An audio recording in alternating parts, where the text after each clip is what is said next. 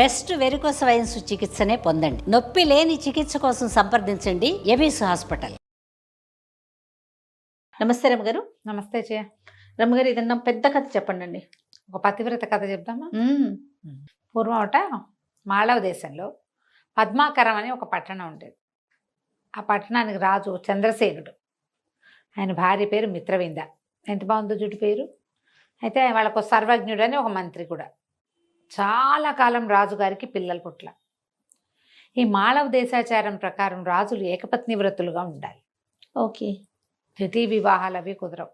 మనం కొన్ని దేశాల కథల్లో చూస్తాం, పెద్ద భార్యకి పిల్లలు పుట్టకపోతే ఇంకో పెళ్లి చేసుకున్నారు అనుకుంటా, 1 2 3 అలా పిల్లలున్నా లేకపోయినా కూడా వివాహాలు చేసుకునే విధానం ఉండేది. 5-6 రాణులు ఉండేవాళ్ళు, దక్షిణ నాయకులుగా ఉండేవాళ్ళు రాజులు.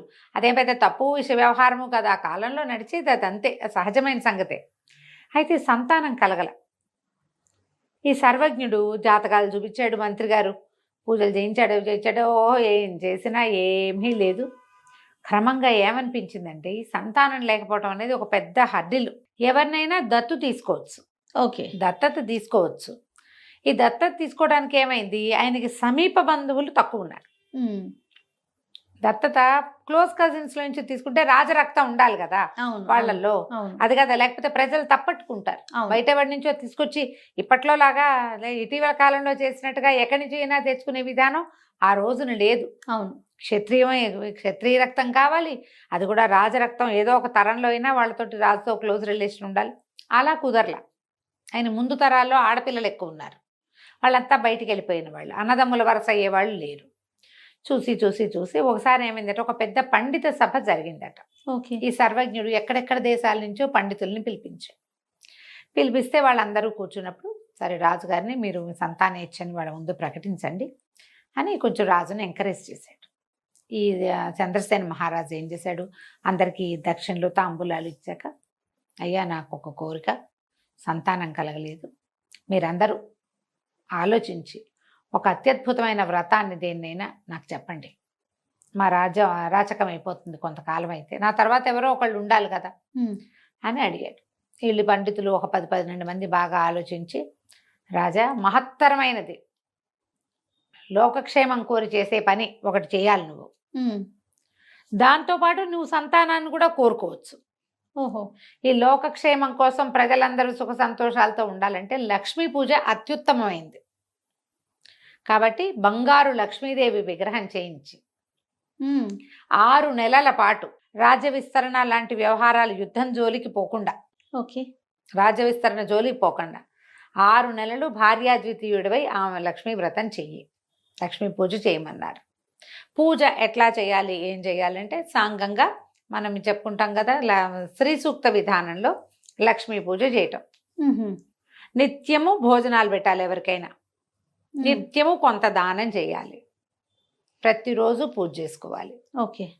సరే, రోజు ఒక బంగారు లక్ష్మీ విగ్రహం చేయించారు. మనమైతే ఇంత కొనుక్కుంటాం, 10-15 గ్రామ్స్లో బుజ్జిది, అంతకంటే ఏం కొంటాం కదా. అవునండి, అందరి ఇళ్లలో ఇంతకంత పెట్టకూడదు, మనకు అదో సిద్ధాంతం.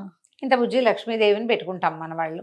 మనలో అయితే వాళ్ళు ఏం చేశారు, పెద్ద విగ్రహం చేయించారు. రాజు కదా, బంగారం అంతా కరిగించి చక్కగా లక్ష్మీదేవి విగ్రహం చేయించి సాంగంగా ఆమెను ప్రతిష్ఠ చేసుకుని పూజా మందిరంలో ప్రతిరోజు శ్రద్ధగా చేశారు పూజ. ఓకే. 5 నెలలు గడిచిపోయాక ఒకనాటి రాత్రి ఇద్దరు మేడ మీద పైన సౌధవ పరిభాగంలో పడుకుంటే ఇద్దరికి ఒకేసారి కల వచ్చింది. ఒకళ్ళ కల ఒకళ్ళకి చెప్పుకున్నారు, ఒకేసారి నిద్ర లేచి చెప్పుకున్నారు. వీళ్ళిద్దరికీ లక్ష్మీదేవి ఐరావతం మీద కూర్చుని ఒక తెల్లని ఏనుగునెక్కి సర్వాభరణాలు ధరించి వీళ్ళకి కనపడి పూర్వజన్మ కర్మవశాత్తు మీకు సంతానం లేదు, అపుత్రులుగా ఉన్నారు. ఓకే. కానీ ఈ ఇంతకాలం పూజ చేసినందుకు, శ్రద్ధాలోపం లేకుండా, భక్తి లోపం లేకుండా చేసినందుకు మీకు ఒక కూతుర్ని ప్రసాదిస్తాను. పోనీ సంతానం కుమారుడైతే ఏమవుతాడు, రాజ్యానికి ఉత్తరాధికారి అవుతాడు. కూతురు దౌహిత్రుడు రాజ్యానికి ఉత్తరాధికారి అయ్యే అవకాశం ఉంది, కాబట్టి మీ రాజ్యానికి ఉత్తరాధికారి కూడా లభిస్తాడు అని చెప్పి, అమ్మాయి మంచి లోక విఖ్యాతి పొందేటువంటి పతివ్రతగా ఉంటుంది. ఉత్తమరాలైన కన్యని మీకు కుమార్తెగా ప్రసాదిస్తానని చెప్పింది కళ్ళు. ఓకే. ఆవిడ లేచింది, మహారాజా ఏం కళ వచ్చిందంటే, మహారాజు కూడా నాకు కళ వచ్చింది అన్నాడు. వాళ్ళిద్దరూ ఒకళ్ళకొకళ్ళు చెప్పుకుంటే సేమ్ అదే కళ వచ్చింది. 6 నెలల పూజ పూర్తి చేశారు. ప్రతిరోజు నియమం ఉందిగా, నియమం ప్రకారం అన్నీ చేసిన తర్వాత ఆ తర్వాత 2-3 నెలలకి రాణి గారు గర్భవతి అయింది. గర్భవతి అయి చాలా విశేషంగా ఇవి చేశారు, సీమంతోత్సవాలు అన్నీ చేశారు. ఊరంతా పండగ చేసుకున్నారు, దేశమంతా అన్ని చోట్ల కొత్త కొత్త మొక్కలు నాటారు. యువరాణి పుట్టబోతోందని, అమ్మాయి పుడుతుందని తెలిసిపోయిందిగా. 10 నెలలకి చక్కటి సర్వాంగ సుందరి అయిన ఒక కన్య జన్మించింది దేవుడికి ఇచ్చిన బాలిక. ఆ పిల్లకి శ్రీదేవి అని పేరు పెట్టారు. చక్కగా ఉండేది, అందమైన పిల్ల, చాలా బుద్ధిమంతురాలు, గుణవంతురాలు, చెప్పిన మాట వినేది, ఏం చెప్పితే అది నేర్చుకునేది. రకరకాల విద్యలు నేర్పించారు. ఒక 12, 13, 14 సంవత్సరాల వయసు వచ్చింది. ఈ పిల్ల ఈ కోటకి అనుబంధంగా ఒక పెద్ద పార్క్ లాంటిది, ఒక తోట లాంటిది డెవలప్ చేశారు. అమ్మాయి స్నేహితురాలతో అక్కడ ఆడుకుంటూ ఉండేది. ఏదో బంతి ఆడుకునేవాళ్ళు. ఒకరోజు బంతులు ఆడుతుంటే పిల్ల అలసిపోయి ఒక అరుగు మీద కూర్చుంది. అక్కడ మామూలుగా అక్కడక్కడ కూర్చోడానికి శిలా వితర్దికలు అంటారు, చిన్న చిన్న రాతి సోఫాలు చేయిస్తారు కదా కుర్చీలలో, ఈ మన పార్కుల్లో కూర్చుంటే దూరం నుంచి ఒక పరివ్రాజక ఒక ఆవిడ నడిచి వస్తుంది. ఈ పరివ్రాజక పేరండి, పరివ్రాజక అంటే చెప్తావు, సన్యాసిని. పరివ్రాజకులు అంటారు వాళ్ళని, లేడీస్, ఆడ సన్యాసుల్ని. ఆమె ఒక కాషాయ వస్త్రాలు ధరించి జుట్టది మూడేసుకుని ఉంది, యోగినిలాగా ఉంది. దూరం నుంచి వస్తూ ఈ వెలిగిపోతోంది పిల్ల, సర్వాభరణాలు ధరించి అందంగా చక్కగా ఉంది. 14 ఏళ్ల పిల్ల అంటే కొంచెం కంటికి నదరగా కనపడుతుంది, చిన్నతనం కాదు, ఎదిగిన వయసు కనిపిస్తూ ఉంటుంది. ఆవిడ అట్లా చూస్తూ దగ్గరకు వచ్చింది. దగ్గరకు వస్తే పిల్ల లేచి నిలబడింది. పెద్దవాళ్ళని చూస్తే దండం పెట్టాలి కదా, పైగా ఇప్పుడు యోగినిలాగా ఉంది. నమస్కారం చేస్తే ఆవిడ చాలా సంతోషించి, అమ్మాయి నీ సౌందర్యము, సౌందర్యాతిశయము, నీ వినయాతిశయము కూడా నన్ను ఎంతో ఆకర్షించాయి. చాలా బాగుంది. విశేషంగా నీకు ఒక మాట చెప్తాను, నువ్వు ఇంత అతులోక సౌందర్యవతివి, నీకు అత్యద్భుతమైన వరుడు కావాలి. నువ్వు లక్ష్మీ స్వరూపంలాగా ఉన్నావు, విష్ణు స్వరూపుడైన యువకుడితోటి నీకు వివాహం జరగాల్సి ఉంది. గంధవతీపురపు యువరాజు భద్రేశ్వరుడు అనే రాజుగారి కుమారుడు సుందరేశ్వరుడు నీ వరుడు. అతనితో నీకు వివాహం జరగాలి. అతను నీకు అనురూపుడైన వరుడు. ఓకే. వివాహం జరిగాక ఏవో రకరకాల ఇబ్బందులు వస్తాయి, కానీ నీ పాతివ్రత్యంతో కథ అంతా చక్కబడుతుందమ్మా. ఎంతో కాలం రాజ్యం చేస్తావు, నీ తండ్రి రాజ్యానికి కూడా నువ్వు రాజును ప్రసాదిస్తావు, అంటే కొడుకులు కలుగుతారు. అయితే ఈ పిల్లకి మధ్యలో కొన్ని కష్టాలు వస్తాయి కానీ అన్నది వినపడింది గట్టిగా. ఏం కష్టాలు వస్తాయో చెప్పు, ఏం కష్టాలు వస్తాయో చెప్పమని బతిమలాడింది. ఆవిడంది, అమ్మ అవన్నీ చెప్పకూడదు, అవన్నీ దైవ రహస్యాలు. నీకు భర్త మాత్రం సుందరేశ్వరుడే. నిజాన్ని నేను ఇది కూడా చెప్పకూడదు, కానీ నీ సౌందర్యాతిశయం చూసి చెప్పాలనిపించింది. సుందరేశ్వరుడే నీ భర్త. అయినా కథ సుఖాంతమే అవుతుంది, నీకేం భయం లేదు. ధైర్యంగా ఉండు, అమ్మని ఆరాధించు, నీ వినయాతిశయాన్ని బట్టి పోగొట్టుకోవద్దు. ఓకే. వినయాన్ని పోగొట్టుకోకూడదు అని చెప్పి వెళ్ళిపోయింది. ఈ అమ్మాయి గబగబా లోపలికి కోటలోకి వెళ్ళిపోయి, ఎవరు ఈ రాజ్యం ఏమిటి, ఈ భద్రేశ్వరుడు ఎవరు, ఆయన కుమారుడు ఎవరు, అవన్నీ కనుక్కుని పెట్టుకుంది. ఇక అతన్నే ఇంకా మనసులో పెట్టుకుని ఉందన్నమాట. తర్వాత ఒక సంవత్సరంన్నర పోయాక వాళ్ళ నాన్నగారు ఏం చేశారు, స్వయంవరం ప్రకటిస్తామన్నారు. ఈ అమ్మాయి ఏమనుకుంది, ప్రకటించని, అందులో సుందరేశ్వరుడు ఎవరో చూసుకుని ఆయనకే పెళ్లి చేసుకుంటే సరిపోతుంది. నాకు ఇతనితో వివాహం కావాల్సి ఉండి అవుతుందని ఆవిడ చెప్పినప్పుడు తండ్రి స్వయంవరం ప్రకటించిన అతను రాకుండా ఎందుకుంటాడు, చుట్టుపక్కల అన్ని రాజ్యాలకి వెళ్తుందిగా పిలుపు, అతనే వస్తాడు అని స్థిమితంగానే ఉంది. చక్కగా రోజు లక్షణంగా లక్ష్మీ పూజ చేసుకునేది, బుద్ధిమంతురాలుగా ఉండేది. కొంతకాలానికి స్వయంవరం ప్రకటించారు. ఓకే. చుట్టుపక్కల రాజ్యాల రాకుమారులందరూ వచ్చారు. వచ్చాక ఈ అమ్మాయికి దండిచ్చి స్వయంవరంలో నుంచోబెట్టి ఒక్కొక్క రాజకుమారుడి దగ్గరికి దీని కుమారుడు ఫలానా రాజ్యం ఫలానా ఇది, ఒకళ్ళు రాజులు కూడా వస్తారు కొంతమంది, అందరూ రాజకుమారులే రారు, ఆల్రెడీ వివాహాలైన రాజులు రావచ్చు స్వయంవరానికి, వివాహాలైన వాళ్ళు కూడా రావచ్చు, అంత తప్పలేదు. పిలుస్తారు, రాజ్యానికి పిలుపు వస్తుంది, ఆ అమ్మాయిని చేసుకోవాలన్న తలంపు ఉందనుకో ఏ రాజుకైనా వస్తాడు. అమ్మాయి వారిస్తే స్వయంవరం మంచిది, పనికొస్తుంది.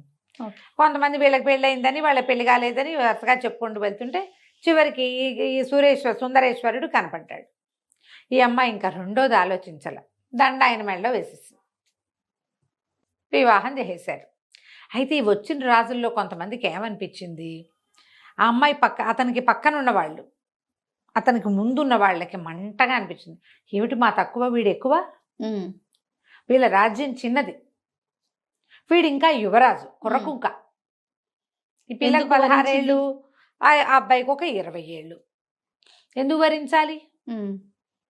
ఆల్రెడీ ఇప్పుడు వివాహాల స్వయంవరం అంటే ఊరికే సౌందర్యం అని చూసే కాదు, ముందే ఎందుకు ఏం చెప్పారు, వీళ్ళది ఇంత పెద్ద రాజ్యం, ఈయన ఇంత పరాక్రమశాలి, ఈయన ఇంత బాగా చదువుకున్నవాడు, ఈయన వాళ్ళని గెలిచాడు వీళ్ళని గెలిచాడని బంధుమాగదులాగా స్తోత్రం చేస్తారు. అదే అదే. ఆ ముందున్నవాడు కుంతల దేశపు రాజు వీరవర్మ. ఆ కుంతల దేశం ఈ 2 రాజ్యాలని కలిపితే అనుకంటే త్రిబుల్ ఉంటుంది. అయినా కూడా అతను కూడా కుర్రాడే, అంత పెద్దవాడు కాదు, 25-30 ఏళ్ల వాడు, మంచి వయసులో ఉన్నట్టు లెక్క. అని కాదని కూరకుంకం చేసుకుందని మండిపోయింది అతనికి. కానీ ఊరుకున్నారు, స్వయంవరం కదా, కన్యావారైతే రూపం అని చదువుకుని ఆ సర్లే చూద్దామని ఊరుకున్నారు. వివాహం చేశారు లక్షణంగా, బ్రహ్మాండంగా పెళ్ళయింది. హాయిగా కొంతకాలం ఇక్కడ ఉన్నారు అమ్మాయి అబ్బాయి. తర్వాత వీళ్ళిద్దరు కలిసి వాళ్ళ ఇంటికి వెళ్ళారు. ఎంతో బుద్ధిమంతుడుగా, ఎంతో చక్కగా బాగుండేవాడు అబ్బాయి కూడా. ఇద్దరు అనురూపమైన జంటగా ఉండేవాళ్ళు, అనుకూలమైన దాంపత్యం. రోజులు గడిచేసరికల్లా ఏమైంది, ఈ భద్రేశ్వర మహారాజు గారు మరణించాడు. ఆయన కుమారుణ్ణి రాజుని చేశాడు, రాజు అయ్యాడు. కొంచెం రాజ్యం సెటిల్ అయ్యే టైంకి ఆ కుంతల దేశపు వీరవర్మ ఉన్నాడు కదా, అతనికి రగులుతూ ఉంది. ఇంతకాలమైనా పోల, 4-5 సంవత్సరాలు గడిచింది. చుట్టుపక్కల స్నేహితులందరినీ కూడగట్టుకుని, ఇది చిన్న రాజ్యం, ఈ రాజ్యానికి ఎవడి పక్కనుందో వాడు కలుపుకోవచ్చు, కానీ వీడిని ఓడించి తీరాలి, ఓడించేసేయాలి, అంటే అడవుల దారి పట్టించాలి ఈ అమ్మాయిని, కుర్రాన్ని వరించినందుకు అని చెప్పి ఒక 5-6 రాజులని కూడగట్టుకుని వీళ్ళ మీద దాడికి దిగాడు. దిగేసరికి ఇంకా కొట్లైపోయారు మంత్రులు. సైన్యాధిపతి చనిపోతూ సైన్యాధిపతి రక్తం ఓడుతున్న దీంతో పరిగెత్తుకుంటూ వచ్చి, మీరు తప్పించుకోండి, బతికుంటే బల్సాకు తినచ్చు. యుద్ధంలోకి రాజు రాల, మొదటి రోజు 2వ రోజు చేశాడు, 3వ రోజు అతను రాకపోతే 3వ రోజు మీరు పారిపోండి, వెళ్ళిపోతే మళ్ళీ ఇంకేదైనా జనాల్ని కూడగట్టుకుని వచ్చి మళ్ళీ పట్టుకోవచ్చు మన రాజ్యం అని చెప్పేశారు. కల్లా వీళ్ళు ఏం చేశారు, ఓ బండి ఎక్కి భార్య భర్త ఇద్దరు పారిపోయారు. కొంత దూరం వరకు బండి మీద వెళ్ళారు. ఒకే బండి మీద వెళ్తే పట్టేస్తారు కదా, ఇంకా అక్కడి నుంచి బండి వదిలేసి ఇక నడవటం మొదలుపెట్టారు. నడిచి నడిచి నడిచి నడిచి నడిచి అడవుల్లో దుంప తెగిపోయింది నడవలేక. ఎవరి వల్ల అవుతుంది మరి, ఇక ఆహారం లేదు, మంచినీళ్ళు లేవు, ఒట్టి కాలు నడక. నడవగా నడవగా నడవగా ఒక అడవిలోకి చేరారు. వీళ్ళకి అత్తగారు మావగా వీళ్ళ తండ్రి దగ్గరికి వెళ్ళటం ఇష్టం లేదు. వాళ్ళది చిన్న రాజ్యమే మొదటిది.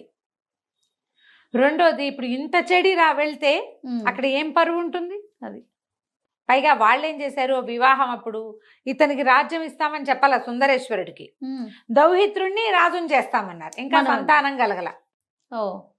దాంతో అక్కడికి వెళ్ళటం ఇష్టం లేదు.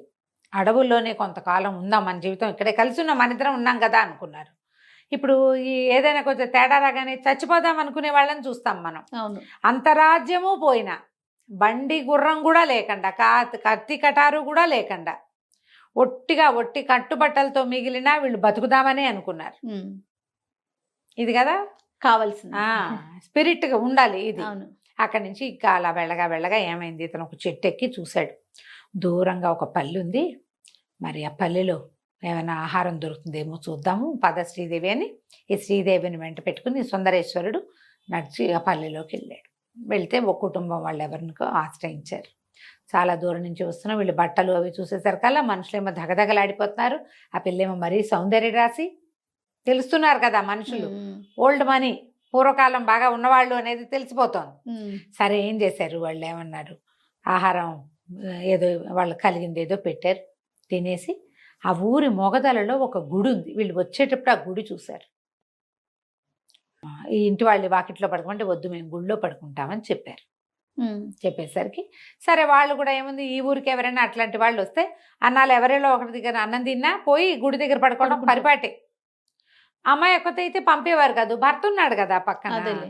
సరే ఏదో ఒక చేపాటి కర్ర ఏదో చేతిలో పెట్టి, పెద్ద జంతువులు అవి ఏం రావు బాబు, ఏం భయం లేదు, పడుకోండి, రేపు ఉదయం మాట్లాడుకుందాం, వీలైతే మీరు ఏదో చెడిపోయి వచ్చినట్టున్నారు, ఇక్కడే ఉండటానికి ఏదైనా ఏర్పాటు చూసుకుందరు కానీ అని చెప్పారు. ఈ వీళ్ళు బయట కూర్చున్నప్పుడు పిచ్చాపాటి మాట్లాడుతుంటే చుట్టుపక్కల 2-3 వాళ్ళు కూడా చూశారు వీళ్ళని. అన్నం తినేశాక ఇద్దరు వెళ్ళి అమ్మయ్య అనుకొని ఇప్పటికి 2 రోజులుగా నడుస్తున్నారు, తిండి లేదు పాపం. వెళ్ళి అక్కడ పడుకున్నారు ఆలయంలో. అది ఒక లక్ష్మీదేవి గుడి. ఓహో. వీళ్ళ గుళ్ళో పడుకున్నారు. అర్ధరాత్రి రోజు ఒక పెనుబాము ఆ గుళ్ళోకి వస్తుంది చల్లదనం కోసం. గుడి లోపల భాగంలో చల్లగా ఉంటుంది. వీళ్ళిద్దరు పడుకున్నారు. ఆ పాము లోపలికి వస్తుంటే ఇతని నిద్రలో ఒక పక్కకి తిరిగాడు ఈ రాజు సుందరేశ్వరుడు. ఇతని కాలు సరిగ్గా ఆ పాము తోకకి తగిలింది. అమ్మో. తగిలేసరికి ఆ పాము వెనక్కి తిరిగి చూసి ఎవడో నన్ను తన్నాడని కసిదీరా ఆ కాలు మీద టపట పట పటప కాటేసి తన దారి మీద పోయింది. ఆ పిల్లకి ఏం తెలీదు. ఆ వేసిన కాటలతో తను చచ్చిపోయాడు. అయ్యో. మరణించాడు. నిద్రపోతున్నారు, నిద్రలోనే అయిపోయాడు. పిల్ల తెల్లవారు లేచి చూసుకుంది. తెల్లారు లేచింది, బాగా పొద్దెక్కాకే మెలకు వచ్చింది. ఎందుకంటే నడిచి నడిచి ఉన్నారు కదా. అయ్యో ఇది దేవాలయం, పూజారులు వాళ్ళు వస్తారేమో, ఏమండి లేవండి లేవండి బయటికి వెళ్దాం, మొహం కడుకుందరు కానీ లేపింది. లేపితే ఏముంది, లేపు, అతను నీలంగా అయిపోయినాడు, తలకాయ పక్కకి వాళ్ళు చేస్తున్నాడు. పిల్ల కేకలు పెట్టింది, అరిచింది, ఏడవటం మొదలుపెట్టింది, పెద్ద పెట్టు నా భర్త అని. దేవాలయం ఊడవడానికి వచ్చిన వాళ్ళు, పూజారి ఒక పూజ చేసే ఆయన, ఆ ఇళ్ళ వాళ్ళు అందరూ పరిగెత్తుకొచ్చారు. వస్తే ఏముంది, రాత్రి చక్కగా నవనవలాడుతూ ఉన్న 30 ఏళ్ళు కూడా లేని కుర్రాడు ఇప్పుడు చచ్చిపడి ఉన్నాడు. బాగా పరిశీలించి పాము కాటేసిందని తెలుసుకున్నారు వాళ్ళు. పాము కాటేయగానే తెలిస్తే ఏదో విరుగుడు ఉంటుంది, నీలమణి ఉంది వాళ్ళ దగ్గర, ఆ మణి తెచ్చి పెడితే బతుకుతాడు. అక్కడి నుంచి ఇంకేదో వేరుంది, సర్పగంధి లాంటి వేర్లేవో ఉన్నాయి. ఆ వేళ రసం కంట్లో పెట్టినా నోట్లో పోసినా బతకచ్చు. గారుడమణి అని ఉంది, ఆ గారుడమణి పెట్టినా బతుకుతాడు. ఒక మూలికలు ఎన్నున్నాయో వాళ్ళ దగ్గర, కానీ చేయలేకపోయారు. బతుకుండగా తెలియలేదు కదా, చచ్చిపోయి ఎన్ని గంటలు అయిపోయిందో. అక్కడి నుంచి ఊళ్ళో వాళ్ళంతా అయ్యో అయ్యో గుళ్ళో చనిపోయాడని బయటికి తీసుకొచ్చారు. పాపం జాలి పడ్డారు, ఏం చేయాలో తెలీదు. తన బిడ్డో ఇప్పుడు ఏం చేస్తాం, అంత్యక్రియలు చేసేద్దామని వాళ్ళు ఏర్పాట్లు చేసేస్తారు. ఈ అమ్మాయి ఏం చేయాలో తెలీదు, ఏడుస్తూ కూర్చుని నేను ఇప్పుడు ఎక్కడికి వెళ్తాను, నేనేం చేస్తాను, ఊరేసుకుని చచ్చిపోదాం అని చెప్పి. ఇప్పుడు కష్టాల్లో ఉన్నప్పుడు సంగతులు గుర్తురావు, ప్రధాన కష్టమే కనపడుతుంది అంతే. ఈ అమ్మాయికి ఆ యోగిని ఏం చెప్పింది, కొన్ని కష్టాలు వస్తాయి కానీ చివరికి సుఖాంతం అని చెప్పింది కదా. కష్టాలు వచ్చాయి, సుఖాంతం వస్తుందని గుర్తురాదు అంతే. మీ నాన్నకే నువ్వు సంతానాన్ని ఇస్తావు, అంటే తండ్రికి నీ కొడుకుని ఇస్తావు అన్న మాట కూడా గుర్తులేదు. ఇంకా భర్త చచ్చిపోయాడు, నేను కూడా చచ్చిపోవాలి. అమ్మాయి ఏం చేసింది, ఏడుస్తూ అట్లా నడుచుకుంటూ వెళ్ళి అక్కడ ఒక పెద్ద మర్రి చెట్టు ఉంటే మర్రి ఊడలు సన్నగా వేళ్లాడుతున్నాయి. ఈ పిల్ల గట్టిగా ఒక గట్టులాగా గట్టుంది, ఆ గట్టెక్కి ఆ మర్రి ఊడల్లాగి మెడకి ఊరిపోసుకోపోయింది. ఊరేసేసుకుంటుంది. ఇప్పుడు ఆమె భర్తని ఆ అంత్యక్రియలు జరిగే లోపల నా పని కూడా అయిపోతుంది. ఆయనతో పాటు చితెక్కుదామని తోచల అమ్మాయికి, తన దారిని తను ఊరేసుకోవడానికి వెళ్ళిపోయింది. ఈ మెడకి ఎప్పుడైతే ఈ తాళ్ళు బిగించుకుని గట్టిగా బిగించుకుంటుందో అప్పుడు ఆకాశంలో నారద మహర్షి తిరుగుతున్నాడు, ఎక్కడికో వెళ్తున్నాడు, నారాయణ నారాయణ అంటూ. ఆయన దిగొచ్చాడు కిందకి. అమ్మాయి ఎందుకమ్మా ఇంత పని చేస్తున్నావు అంటే వల్ల ఏడిచింది. నేను ఏం చేయను, రాజ్యం పోయింది, దిక్కు లేదు, అక్కడ ఎవరున్నారో, ఎవరు బతుకున్నారో, ఎవరు చచ్చిపోయారో తెలీదు, మా అమ్మ నాన్నలు, మా ఊరు ఎక్కడుందో కూడా నాకు తెలీదు, అతనేమో ఇట్లా మరణించాడు, ఏ కారణంతో మరణించాడో కూడా తెలుసుకోలేదు, ఎప్పుడు మరణించాడో కూడా నాకు తెలీదు, ఇక నేను ఎందుకు నా జీవితం అనేసరికి అతను అన్నాడు, కాదమ్మా నువ్వు అమ్మవారి అంశతో ఆ వరంతో పుట్టావు, నీ మొహం చూస్తే నీకు వైధవ్య చిహ్నాలు నాకు కనిపించట్లా, వైధవ్యం రాసి కనిపించట్లేదు, చిరంజీవిత్వము తర్వాత సంపూర్ణ 5వ తనము కనపడుతున్నాయి, ఆయుష్మంతురాల్లాగా ఉన్నావమ్మా, నా మాట విను, నువ్వు ఈ పక్కన ఒక దేవాలయం ఉంది, ఆ దేవాలయంలో కూర్చొని లక్ష్మీదేవిని ప్రార్థించు, నువ్వు ఇప్పటిదాకా లక్ష్మీ పూజ చేస్తావు, అమ్మవారు ఏదైనా నిన్ను కరుణిస్తుంది, వాళ్ళ అవన్నీ ఏర్పాట్లు అయ్యే లోపల ఏదైనా జరగచ్చు, నువ్వు వెళ్ళమన్నాడు. సరే అమ్మ ఏం చేసింది, ఆ మహిళతోటే భర్త చనిపోయాడు, పోయి మళ్ళీ మా దేవుడ మందిరంలో కూర్చుంది. అది ఇంతెత్తు లక్ష్మీదేవి విగ్రహం, ఆ లక్ష్మీదేవి ఎదురుగుండా కూర్చుని ధ్యానంలో తదేక దీక్షతోటి కూర్చుని ఒక గంటన్నరకి ఆ లోపల అంతరాలయం నుంచి ఒక పెద్ద వెలుగులాగా వచ్చి అమ్మవారి ప్రత్యక్షమైంది. ఓ లక్ష్మీదేవి, అమ్మాయి ఇవాళ ఒక్కరోజు పూజ చేస్తే రాలా, పుట్టిననాటి నుంచి చేస్తూ ఉంటే ఆ, మనకు అవసరమైనప్పుడు ఫలితం కనపడుతుంది. అంతే. అప్పటికప్పుడు చేస్తే ఎట్లా వస్తుంది? చిన్నప్పటి నుంచి నేర్చుకోవాలి. ఉమ్, అయితే అమ్మ ప్రత్యక్షమై ఆవిడ ఏం చెప్పిందంటే, నీకు నీ కర్మవశాత్తు జరిగింది, కొంతసేపు వైధవ్యాన్ని అనుభవించాలి నువ్వు, అందుకని సగానికి పైగా సమయం నిద్రలో గడిపించేశా. ఉహుం. అతను అప్పుడే చచ్చిపోయాడు. ఈ పిల్లకి తెలియదు కదా తెల్లవారేదాకా. ఈ కాస్త దుఃఖము నువ్వు అనుభవించవలసిందే. ఇది నీ తల్లిదండ్రుల తాలూకు కర్మానుభవం వల్ల కూడా నీకు సంప్రాప్తించింది అని ఒక మా పండు ఇచ్చింది. ఈ పండు రసాన్ని అతని శరీరం మొత్తానికి రాస్తే బతుకుతాడు. ఇక్కడి నుంచి మీ తండ్రి దగ్గరికి వెళ్ళిపోండి. ఉమ్, వెళ్ళి అక్కడ నువ్వు యుద్ధానికి సమకూర్చుకుని మళ్ళీ మీ రాజ్యాన్ని మీరు చేజిక్కించుకోగలుగుతారు. నీకు నడిస్తే దారి తెలుస్తుంది ఓహో అని చెప్పి మాయమైపోయింది. ఈ అమ్మాయి వీళ్ళు అతన్ని ఏం చేశారు, పాడ మీద చక్క కట్టేసి మోసుకెళ్ళిపోతున్నారు. ఓయో ఈ అమ్మాయితో సంబంధం లేదు, దేవాలయం ప్రిన్సెస్ లో చనిపోయాడు కదా, ఆ పిల్ల ఎక్కడున్నా సరే అదేలే. వీళ్ళ దారిని వీళ్ళు చేసేసుకుంటున్నారు. మోసుకుపోతుంటే శ్మశానం దాకా తీసుకెళ్ళిపోయాక వాళ్ళ వెనకాల పరిగెత్తుకుంటూ వెళ్ళి ఒక 5 నిమిషాలు ఉండండి అని ఏం చేసిన మా ఆవిడ పండుని ఇట్లా నలిపి నారింజ పండు లాంటిది ఆ రసాన్ని తల దగ్గర నుంచి చివరి దాకా ఒళ్ళంతా రాసి ఉమ్, నల్లగా అయిపోయాడు అబ్బాయి, ఒక రకంగా నీళ్ళని కలిసిన నలుపులోకి. 5-10 నిమిషాల తర్వాత లేచి కూర్చున్నాడు అతను. ఓ గోర్ల దగ్గర అక్కడ నలుపు ఉండిపోయిందట, ఎక్కడ అంటలేదో అక్కడ. లేచి కూర్చున్నాడు. కూర్చునేసరికి అంతా ఆశ్చర్యపోయారు. అయ్యే బాబోయ్, ఏం పాతివ్రత్యం అమ్మా, ఎట్లా సంపాదించావు ఇంత శక్తి నువ్వు, ఇన్ని గంటల క్రితం చచ్చిపోయిన వాడిని ఎట్లా బతికించావు అని అందరూ ఆశ్చర్యపోయారు. నేను కాదు నాయనా బతికించింది, మీ ఊర్లో ఉన్న లక్ష్మీదేవి, ఉమ్, ఆవిడే నాకు ఈ వరం ఇచ్చిందని చెప్పేసరికి వాళ్ళు వీళ్ళు ఏం చేశారు, ఆ దేవాలయం అంతా మళ్ళీ శుభ్రం చేసి బొల్డని కొలుపులు చేసి అమ్మవారికి ఉమ్, పూజలు జరిపించి, మరి తను చనిపోయాడని భావించారు కదా, సరే వీళ్ళిద్దరికి ఆ భోజనం పెట్టి వీళ్ళకి బాగా శ్రమ తీరేదాకా ఉంచుకుని తర్వాత 2 మనుషులు తోడొచ్చి ఆమె రాజ్యం దాకా దింపారు, ఆ శ్రీదేవిని సుందరేశ్వరుణ్ణి. ఓ వీళ్ళు ఆ రాజ్యానికి ఎల్లల్లో ఉన్నారు, దానికి సంబంధం లేదు. ఉమ్, కానీ వీళ్ళ సరిహద్దులు దాటితే వాళ్ళ రాజ్యంలోకి వెళ్ళిపోతారు, ఆ పద్మాకరానికి వెళ్తారు. అక్కడి నుంచి ఇక మాళవ దేశం వైపుగా నడిచి వెళ్ళి తండ్రిని కలుసుకున్నారు. తండ్రికి ఆల్రెడీ ఈ వార్త వచ్చింది, కూతురు అల్లుడు ఏమైపోయారో అని వెతుకుతున్నారు. కానీ వాళ్ళు అప్పటికే ఏం చేశారు, చాలా మటుకు సైనిక బలాల్ని సమకూర్చుకున్నారు. ఒకవేళ అల్లుడు తమ దగ్గరికి వస్తే యుద్ధానికి వీలుగా అనమాట. ఓ ఈ సమకూర్చుకున్న బలాలతోటి ఇంకొక 6 నెలలు ప్రయత్నం చేసి మళ్ళీ వీళ్ళు అక్కడ కుంతల దేశం మీదకి యుద్ధం చేశారు. ఓకే. అందరినీ కలుపుకున్నాడు ఆయన. నా కూతురికి స్వయంవరం చేసుకునే అవకాశం లేదా, ఉమ్, పైగా ఈ రోజు స్వయంవరమై నువ్వు ఈ రోజు యుద్ధం చేస్తే బాగుంటుంది. స్వయంవరమైన 5 సంవత్సరాలకి ఆ కక్ష మనసులో పెట్టుకుని ఇంత పని చేశాడని కొంతమంది స్నేహితులకు ఉత్తరాలు రాసి, ఇట్లా మా కూతుర్ని అల్లుడిని దారులు పట్టించాడు, అడవి దారులు పట్టించాడు దుర్మార్గుడు అని రాసేసరికి వాళ్ళు మేము కూడా వస్తా ఉన్నారు. అందరూ కలిసి మళ్ళీ కుంతల దేశం మీద పడ్డారు. ఉమ్, యుద్ధంలో వీరవర్మ ఓడిపోయాడు. వీళ్ళకి ఆ రాజ్యం కూడా దొరికింది. ఓ కొంతకాలానికి శ్రీదేవికి సంతానం కలిగింది. వాడే తొలుత పుట్టిన కుమారుణ్ణి మళ్ళీ ఈ పద్మాకర రాజ్యానికి రాజుని చేశారు. ఎంతకాలమో చిరంజీవులుగా చాలా సంవత్సరాలు రాజ్యం చేశారు. వాళ్ళ పిల్లలు మనవలు మునిమనవలు వచ్చేదాకా భార్యాభర్త కలిసి సంతోషంగా ఉన్నారు. కథ కంచికి మనం ఇంటికి. బాగుంది. కొంచెం పెద్ద కథ అయినా కూడా చాలా బాగుంది. నమస్తే. నమస్తే జీ.